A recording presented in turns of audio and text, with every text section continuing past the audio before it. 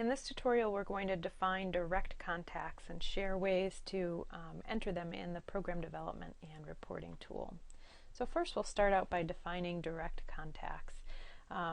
In this image you can see there's three different types of data that we collect. We collect indirect data, direct data, and impact or outcome data, and what we're talking about in this tutorial is this direct contact information, and it relates to the kinds of efforts that your association or regional team makes in order to reach your planned program goals. All right, so for each program you need to collect and report about data for your typical types of face-to-face engaged activity, and it might include anywhere where you know your audience, tours, workshops, newsletters, twilight meetings, train the trainer events, anything like that. It might feel like the heart and soul of what we do in cooperative extension is considered a direct contact, and it's not just an overall headcount information. It's some qualifying data about the types of workshops and trainings and that sort of thing. So we have four ways that you could possibly enter data. The first being entering it directly into the web form in Program Development and Reporting Tool. That would be event by event, which might be especially handy if your association is collecting data regularly. It won't feel like an overwhelming way to collect data at all. We'll take a look at how to do that in just a moment. You can also keep data in a spreadsheet per program. So in one of your locally defined programs, so let's say your program is called aquaculture, you might keep a list of all of the names of the workshops and then some headcount data, race, gender, and ethnicity information for those that attended all of your workshops. And we'll take a look at that information as well, but there's a special tutorial about how to upload information through a spreadsheet too. You can also roll data in from the event registration application. So if you're using the business system CCE event registration to collect registration for an event, you can there's a little button that says migrate data, and so you can just push the data into the reporting system that way. Again, we're looking for ways of saving you time and effort, and there's a special tutorial on how to do that.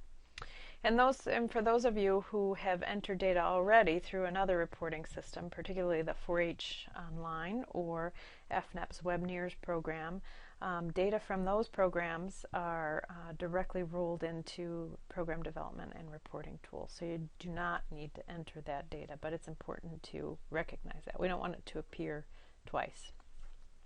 Okay, the reporting system.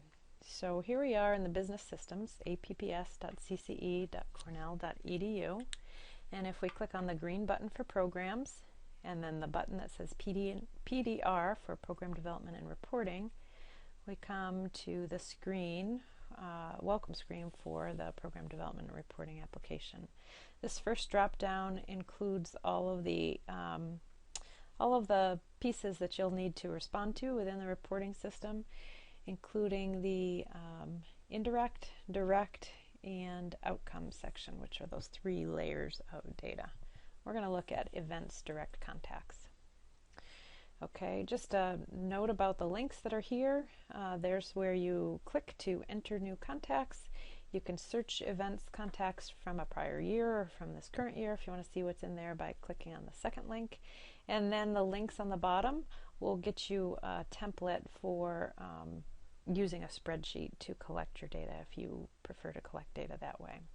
So we're going to start out with this top button, Enter New Event Direct Contact.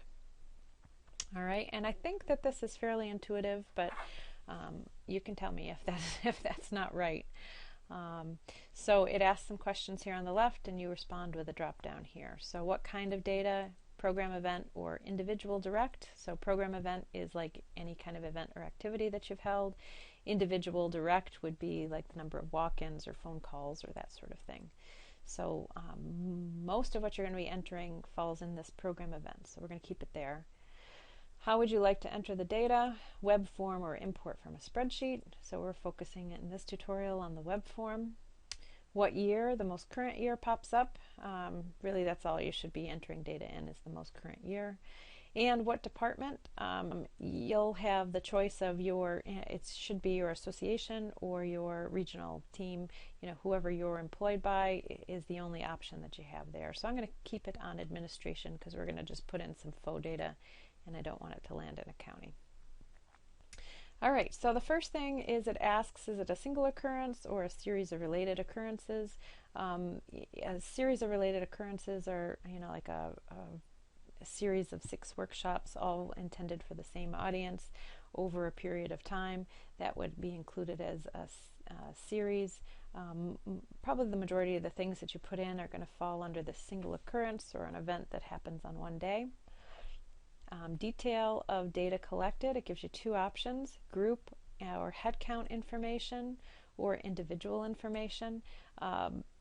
Individual information is going to be easy to capture if you're using the online registration, a little more challenging to capture if somebody is entering this in one at a time. So the majority of staff typically use this group head count information, and that is just fine for our purposes. And then it asks what local program is this related to, and this drop down will list all of the programs that have been defined in your local association or regional ag team as a local program. So these are just my faux programs here for training purposes. I'm going to keep it on aquaculture and then click on next step. Okay. You can see I've filled some of this in already. It asks for an event name, so you can list the name of the event. Under event date, a calendar appears, and pick the date that an event has happened on. Event type gives you a couple of options: professional development, direct contact, like I said, that's walk-ins and phone calls, or community outreach. And in the case of community outreach, that's most of the educational programs that we do. And then delivery method is, how have you reached out? And all of, I would say most of the very common extension outreach methods are listed there, so with workshops being at the bottom. So choose one. Event duration shouldn't be less than a half an hour, so anything 0.5 and greater is fine in that event duration section. So click on next step. This is the headcount information. It asks you for race, gender, and ethnicity. And what's important to note here is that the total number of male plus female, so in this case we're going to say 20, 10 male, 10 female, has to equal the total number of ethnicity and the total number for race. So if you put in just male and female numbers and try to save it, it'll give you, an error message. What it's really asking for is for the full course of data that you've collected. So it is important to collect all of this information the best way that you can. We're just going to make up some numbers here, which is not what I'm suggesting that you do, but this is just a fake program. And then once everything matches, click on save, and you'll get a message that says event saved. All right, so what happens if you have an error in the information that you've entered and you need to fix it? Go back to Search Events, Contacts, View, or Edit.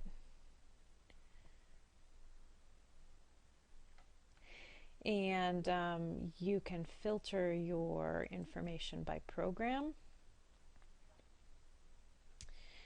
You'll see everything that has been entered so far. And then it gives you an option for choosing one of these and then editing it. So this is the information I just put in. If I had a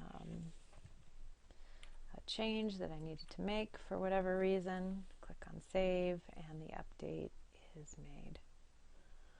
Okay, pretty simple, not very complicated, I would say. So if you need some more information, click on reporting. And there's a lot of information here, including updates, upcoming virtual office hours or webinars, and resources like tutorials for any subject that you can imagine. So there you go. Hopefully this makes sense. When in doubt, feel free to send me an email, Celeste Carmichael, CJC17@cornell.edu. Thanks so much.